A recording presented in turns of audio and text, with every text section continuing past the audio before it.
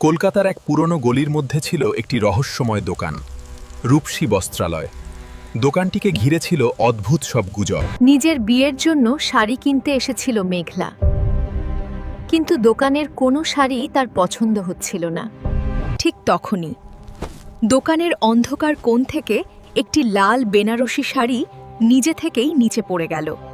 দোকানদার কাঁপা গলায় বলল, মা, এই শাড়িটা নেবেন না, এটা অভিশপ্ত। সেদিন রাত থেকেই শুরু হলো অদ্ভুত ঘটনা। ঘুমের মধ্যে সে শুনতে পেল ফিসফিসানি, আমার শাড়ি ফেরত দে। আয়নার সামনে দাঁড়াতেই তার পিছনে দেখা গেল লাল শাড়ি পরা এক ভয়ঙ্কর মহিলাকে।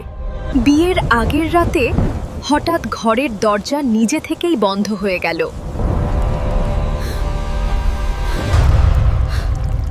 এই শাড়ি পরে আমায় পুড়িয়ে মারা হয়েছিল। অন্ধকারের মধ্যে মেঘলা অনুভব করল কেউ তার গলায় শাড়ির আঁচল পেঁচিয়ে ধরছে। পরদিন সকালে দরজা ভেঙে সবাই যা দেখল তা আজও কেউ ভুলতে পারেনি। আর সেই শাড়ির পাশে লেখা ছিল, পরের কোণে কে।